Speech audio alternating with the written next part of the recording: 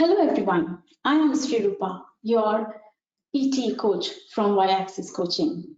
Welcome to another tip for PTE course.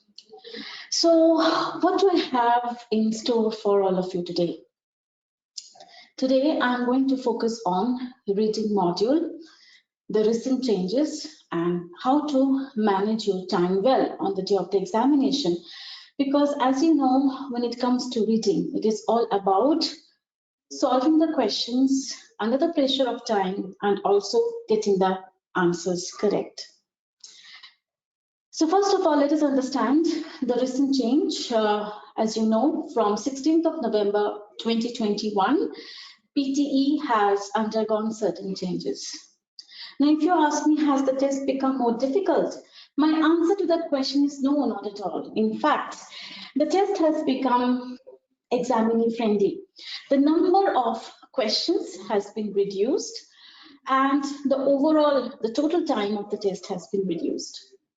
So let us have a clear understanding regarding the reading module, which is part B of your PTE academic test. Okay, now the total time that you have for reading is, as you can see, I've written over there, 28 to 36 minutes. That's the time that you have for reading. And how many task types do you have? There are 5 types of task. Okay, multiple choice question, single answer, multiple choice questions, multiple answer, reorder paragraph, reading fill in the blanks, and reading and writing fill in the blanks. Now, reading fill in the blanks is also known as drag and drop kind of question, and reading fill in the blank, reading and writing fill in the blanks is also known as drop down. Now, how many questions will you be getting? As I told you, number of questions has been reduced. So here it goes. Multiple choice question, single answer. The number of questions has been reduced from 2 to 3 to 1 to 2 questions. Similarly, multiple choice question, multiple answer. The number of questions has been reduced to 2 to 3, as in I would say rather 1 to 2. Previously, the test takers used to get around 2 to 3 multiple choice question, multiple answer. Now you are going to get 1, at the most 2 multiple choice question, multiple answer. And I would say this is definitely a change for good, because multiple choice question, multiple answer has got negative marking. So number of questions has been reduced. So that is indeed a good news for us. The rest remains the same. Previously also, when it comes to reorder paragraph, you used to get minimum 2 questions or max 3 questions. Now also on the day of the examination, you will be getting at least 2 reorder paragraph questions, at the most 3 reorder paragraph questions. Fill in the blanks, drag and drop, you will be getting around 4 to 5, minimum 4 questions, maximum 5 questions, and fill in the blanks, drop down. At least 5 questions will be there, at the most 6. So this remains the same. That means only when it comes to multiple choice questions, the number of questions has been reduced. Okay. Now, another reality that we should always keep in mind. Okay. Different task types do test your skills, different types of skills. While MCQs will test whether you have understood the main idea of the passage. I would say multiple choice question, single answer. Multiple choice question, multiple answer will make you go back to the passage and see whether the information is there in the passage or not. So multiple choice questions are generally time taking. Okay. Reorder paragraph tests your knowledge of grammar, logical reasoning to some extent. Yes. A lot goes and into that, and fill in the blanks is primarily focusing upon your knowledge of grammar, collocation, and vocabulary. So as a test taker, I should always know wherein lies my strength. It's very, very important. Students who are really good in grammar and collocation, they know that fill in the blanks happens to be my area of strength. However, as we know, we have to give time to each and every task type, each and every question, because we are aiming at perfect scores. Okay, now I would like to draw your attention to one more thing. And what is that? The 4 possible sequences. So as you can see, I have numbered the task types as 1, 2, 3, 4, 5 for your understanding. Now, on the day of the examination, on the day of the actual test, you can get one of these sequences. Once again, I would like to tell you, you will get one question on the screen. You have to solve the question. Then only you can proceed to the next question. So overall, the timer will be running down. But it is not that if I found some question to be difficult, I can keep it parked for the time being and come back to it later on. That is not possible. Your computer grader does not allow that much flexibility. Okay? Now, how will you understand whether the level of difficulty of the question is higher or not? The moment you see that you have already dedicated 2 minutes to one particular question and still not really sure which answer choice to go for, you will know that yes, the level of difficulty is high. So at that juncture, you have to take that decision that I have to choose one answer and move on, because if I don't do so, it might be the case that some of the questions which are waiting for me at the end of the test, I will not even get time to solve those questions. Hence, managing your time well is extremely crucial. Okay, so that is the point of the page of today's video, time management. Okay, now, so coming back to this, as I told you, 4 possible sequences are there, and on the day of the examination for you, one such sequence will be there. Now, what do you mean by sequence? So take a look. So over here I have written sequence number 1, 1, 2, 3, 4, 5. So what does that mean? That means you start your test with multiple choice question, single answer. How many questions will you get? Around 1 to 2. Multiple choice question, multiple answer, again around 1 to 2, and if this has got negative marking, so you know that you cannot spend too much time. Okay, then reorder paragraph, 2 to 3 questions will be there. You solve one reorder paragraph question, submit, then only your computer grader will take you to the next question. Solve, submit, then only your computer will take you to the next question, right? Then reading fill in the blanks, as in fill in the blanks, drag and drop. Okay, around 4 to 5 questions will be there, and finally you end your test with fill in the blanks, drop down. So that means if you have sequence number 1, you start your test with multiple choice questions. You start your test with multiple choice questions and you end your test with fill in the blanks task type. So you have fill in the blanks waiting for you at the end of the test. Okay, now have a look at sequence number 2. So what do we understand by sequence number 2? So sequence number 2 means the test taker starts the test with reading and writing fill in the blanks, which is nothing but fill in the blanks, drop down. So you start your test with fill in the blanks, drop down. The first 6 questions or 5 questions will be fill in the blanks. Okay, then you have your fill in the blanks, drag and drop. Again, around 5 questions. So the first set happens to be fill in the blanks. So you start your test with fill in the blanks. That is Really good news for us. Okay, and you end your test with MCQs.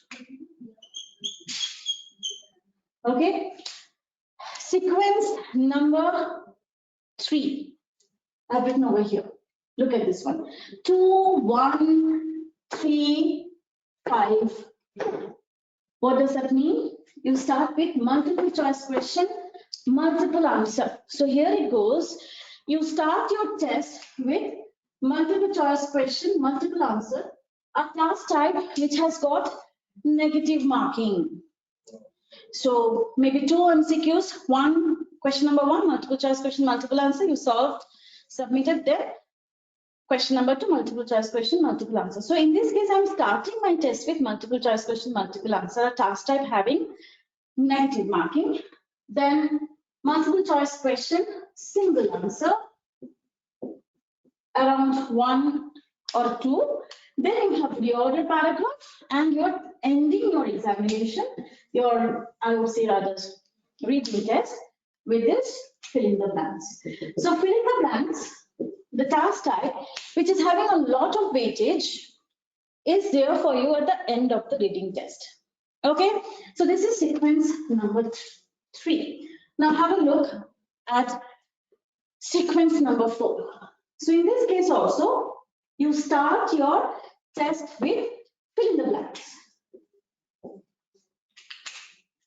So what did I write over here for you? 4, 5, 3, 1, 2. That means first you have fill in the blanks drag and drop, then fill in the blanks drop down, which is good news. Then we have reorder paragraph. You can never start your reading test with reorder paragraph. It will be always somewhere in between fill in the blanks and MCQs. And then you end your test with multiple choice question, multiple answer, a task type having negative marking. Now, why did I tell you that if your test starts with fill in the blanks kind of question, fill in the blanks task type, it is good news. That is because fill in the blanks is a task type which has a lot of weightage. So say for example, fill in the blanks, drag and drop. What are you supposed to do? There will be a gap text. At least 5 blank spaces will be there. There will be answer choices in a box right below. You have to complete the gap text with words from those choices. Now one question itself has a weightage of 5 marks. Now how many questions do you expect to get? Minimum 4, maximum 5. So fill in the blanks, drag and drop alone will fetch you 25 marks if you get all of them correct. The same holds good when it comes to your fill in the blanks drop down. So how many questions do you expect? Minimum 5, maximum 6. That means if you have one question will be having around 5 to 6 blanks. So fill in the blanks drop down means gap text will be there. Against each and every blank space, there will be drop down option. You have to click on the drop down option and choose the correct answer. Okay, so each gap text will have at least 5 blanks. So one question fetches you 5 marks. So if you have 6 such questions, as you can see over here, this fill in the blanks drop down, this question type alone is helping you to get 30 marks. So now if you calculate 30 plus around 25, 55 marks is being contributed by fill in the blanks. Compared to that, look at MCQs, multiple choice question, single answer. You get it correct, you get 1 mark. Wrong, 0. How many questions will you get? 1 question or so, 1 at the most 2. Multiple choice question, multiple answer. You get it correct, fine. Multiple answer, right? So number of correct answers will be either 2 or 3. So one question fetches you a score of 2 to 3. So around 2 questions will be there. So altogether you're working hard for around 5 to 6 marks. That's what we understand. So from this, we get to understand that MCQs, be it single answer, be it multiple answer, the weightage is pretty less. In fact, MCQ multiple answer has got negative marking. I got it correct, great. If it is wrong, I will get -1. Okay, so here it goes. So for a test taker, when the test taker starts the test with MCQs, as you can see over here, sequence number 1 and sequence number 3. Now, multiple choice question will always make you read a lot, because multiple choice question, single answer for that matter. The question will always be, what is the main idea of the passage? So main idea of the passage means you have to have a mapping strategy for the short passage, understand the main idea, what the author wants to convey, go through the answer choices, apply the process of elimination, and be down to one correct answer. So this definitely takes some time, right? Okay, I cannot say it'll be done in 1 minute. And if I have any doubt, should I go for A or should I go for D? Because according to me, both A and D look good, which will be typically the situation when it comes to MCQs. The timer will be running down and I will be wondering whether to go for A or D. And this is where we will go wrong. So as a test taker, I have to understand that I cannot help it. I'm only at the receiving end. If I end up getting sequence number 1 and sequence number 3, that means I am starting with MCQs, having less weightage. So even if the level of difficulty is high, as in I'm taking too much time to solve my MCQs, 1 minute over, at the most 1.5 I can give. I have to choose an answer and move on. So multiple choice question, single answer, we always say that you can guess the answer. Okay, click on an answer, proceed to the next question. There's no point in giving too much time, because if you get it correct, you'll get 1 mark. But if you end up giving too much time, what happens is overall the timer is running down 28 to 36 minutes, right? So what if I don't get enough time to solve my fill in the blanks questions? Because in my case, fill in the blanks question task type is waiting for me at the end of the test. So that is why on the day of the examination, on the day of the actual test, if you get to see that MCQs happen to be your first task type, be it single answer or multiple answer, you should know that fill in the blanks task type, the task type having a lot of weightage is waiting for you at the end of the test. I cannot give too much time to these MCQs. I should solve, submit. If it is multiple choice question, multiple answer, and you're really not sure regarding any answer for that matter, you're really not sure whether to go for the first answer choice or second, skip, simply go to the next question, solve. Because if I end up giving too much time to my MCQs, it might be the case that I will not be able to get the opportunity to solve maybe 1 or 2 questions at the end of the test. And fill in the blanks, even if I miss 1 question, I didn't get time to solve 1 fill in the blanks. That itself means I have lost minimum of 5 marks, maximum 6 marks. So we have to manage our time very, very efficiently. MCQ is what I'm starting with. I have to know when to stop. 1.5 minutes, I have to either guess the answer, move on, and keep solving the reorder paragraph, and so that finally I reach my FIBs, the fill in the blanks, and give it the time it deserves, because fill in the blanks alone contributes at least, I would say, 45 to 50 marks. On the other hand, the test taker for whom the sequence happens to be sequence number 2 and sequence number 4, I would say the test taker is indeed lucky. So in your case, you are starting your test with fill in the blanks task type. So it can be fill in the blanks, drag and drop, fine, or fill in the blanks drop down. So you are having 28 to 36 minutes for your test. Overall, the timer will be running down. Okay, I know fill in the blanks is there for me, so give it the time it deserves. And suppose you ended up giving some time, you couldn't solve the last question, suppose, because fill in the blanks has consumed a lot of time, then you had to solve reorder paragraph, and you could not solve the last question. 1 question you could not solve.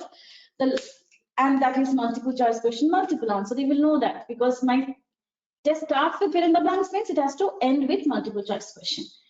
Be it single answer or be it multiple answer. So I didn't get time to solve, I guess, 1 or 2 questions, but you know what? At the end of the day, it's not a huge loss because if it is multiple choice question, multiple answer, negative marking was there. If it is multiple choice question, single answer that you could not solve because of paucity of time, you are just losing 1 mark. So that is why on the day of the examination, it is extremely important for the test taker to manage your time well. It's very important. You should know which task type, deserves more time and attention and which task type does not, because it is not contributing that much score. Okay, so in this way, please practice when you are practicing from your test prep materials, and also on the day of the examination, take the right possible decision for yourself, understand the reality. The task type, MCQs, can never fetch you too much of score. It doesn't have that much weightage, but it is time taking. So you have to know when to guess the answer, move on, or if it is MCQ multiple answer, when to simply skip. You can keep it unanswered, there's no loss. But if you force yourself to choose an answer, and if it is wrong, you will lose the score. So manage your time well. Whenever you're practicing, always make sure that you are practicing with the timer running down. That is very important for each and every task type. Be it MCQs, be it fill in the blanks, be it reorder paragraph. So thank you so much for watching this video. I hope this video helps you, in your time management. Go ahead, practice keeping these essential inputs in mind. So I'm signing off for today. I will see you soon with another video. Thank you so much. Bye-bye. Take care.